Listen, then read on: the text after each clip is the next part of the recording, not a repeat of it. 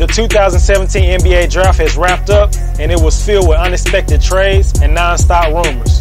In a really deep class, a lot of teams added multiple players that should be the foundation to some real progress. There were a record 16 freshmen selected in the first round. Apparently, experience isn't all that important when it comes down to the NBA draft. Now it's time for me to give out my draft grades for each team that was involved in the draft. Not only will I take into account the players that were drafted, but also the players that were traded if the trade involved a draft pick. My team-by-team draft analysis will be broken down by division. And without further ado, let's get into it. I will start off with one of the biggest winners in the draft, the Minnesota Timberwolves. Coming off a disappointing season where many experts picked them to make the playoffs, the franchise decided to go all in on a proven all-star player to change their fortune. They traded Zach LaVine, Chris Dunn, and the 7th pick for superstar Jimmy Butler. They were able to acquire this guy without even giving up Andrew Wiggins. The trade would have been a win regardless, but the fact that they got the Bulls to include the 16th pick and drafted talented big man Justin Patton was just icing on the cake. Can you say highway robbery? Winning in this league is hard, and it's even harder to do it with very young players. Jimmy Butler will bring some leadership and stability to the Timberwolves roster. He should be able to push them through scoring droughts that they went through in the second half of games last season. Minnesota needed a backup center, and the 7-foot Justin Patton is just what the doctor ordered. He needs to fill out his frame to consistently bang down low, but he has good instincts and has shown the ability to knock down the 3-ball. In time, Justin Patton could be the best big man in the draft. My grade for the Minnesota Timberwolves is an A+. Everybody knows the Denver Nuggets are in need of defensive players, and there certainly was a couple of prospects at 13 who are good defensively, like Justin Jackson, OG Anunoby, and even a big man like Bam Adebayo.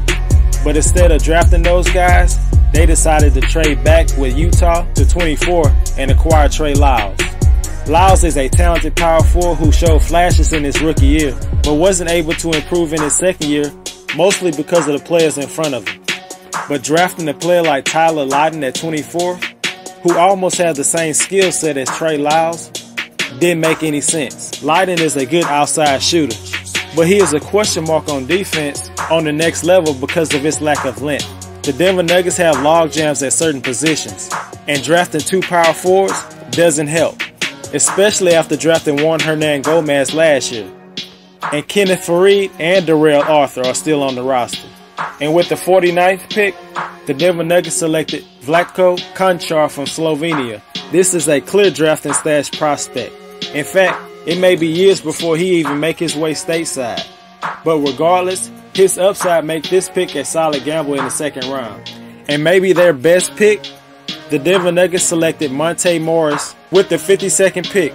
Morris is a very efficient point guard and is best known for his assist-to-turnover ratio. Another logjam the Nuggets have is at the point guard position. Jameer Nelson will eventually retire, but they still have Jamal Murray and Emmanuel Mudiay. More than likely, Mudiay will be traded at some point, and that could open up an opportunity for Morris in the future. But I don't see Morris signing with the Nuggets this year. He probably got a better chance of making the roster next season. My grade for the Denver Nuggets is a C-. The next team is the Oklahoma City Thunder. OKC needs secondary pieces around Russell Westbrook to make a deeper postseason run in the West, and their 21st pick has the potential to be one of those pieces. OKC selected guard Terrence Ferguson. I believe this guy's the best 2-guard in the draft behind Malik Monk. He might not be a household name right now, but his game is tailor-made for today's NBA. An athletic wing who can stroke the 3. He also is an underrated passer and gives the Thunder another playmaker in the backcourt alongside Westbrook. He can also take some of the defensive responsibilities off Westbrook's shoulder by guarding the best guards. Instead of playing his freshman season at Arizona, he decided to play in the top league in Australia. He played amongst men and struggled to find his rhythm and had a disappointing season. But I'm confident Ferguson will refine his game and showcase the supreme talent he has and possibly give Westbrook a reliable wingman. My grade for the Oklahoma City Thunder is a B+. The Utah Jazz were a very active team throughout the draft by taking the opportunity to move up in the draft on 2 separate occasions. As I mentioned when talking about the Nuggets, the Jazz traded Trey Lyles in the 24th pick to move all the way up to number 13, where they took combo guard Donovan Mitchell out of Louisville. Mitchell is that one prospect whose stock kept on getting higher and higher to the point where some people thought he was going to be drafted in the top 10. He seems like he'll be able to come in on day one and contribute because of his defensive ability. Utah can use him against quick guards like Westbrook and Curry, and he has the length with a 6'10" wingspan to bother shooters like Klay Thompson and JJ Redick. Mitchell could be an Eric Bledsoe type of player, but with a better jump shot.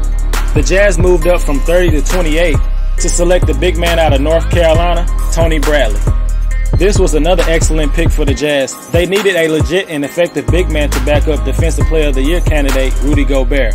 I believe that Ike Anibogwu out of UCLA would have been my choice at this spot, because I believe he has a higher ceiling than Bradley because of his elite athleticism.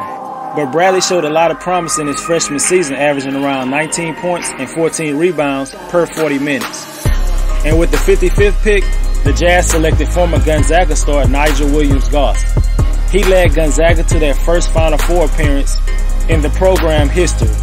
Nigel is a very steady and smart point guard who has all the makings of being a backup point guard on the next level for a long time if given the opportunity.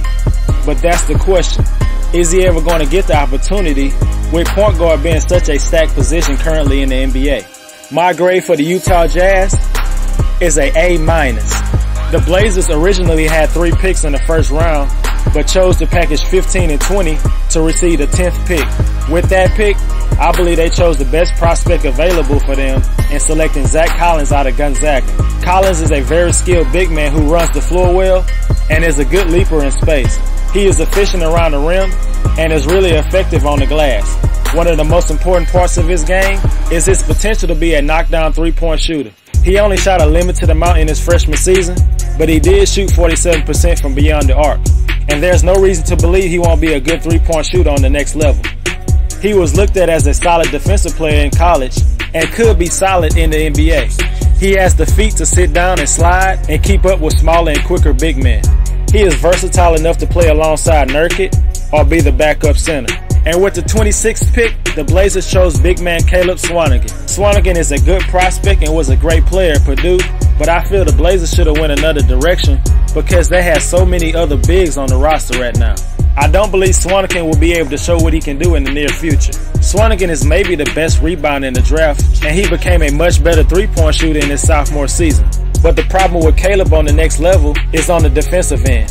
His physical limitation could prevent him from getting consistent minutes in the league. He's not good in pick and roll and lacks the athleticism to defend the rim. My grade for the Portland Trail Blazers is a B-.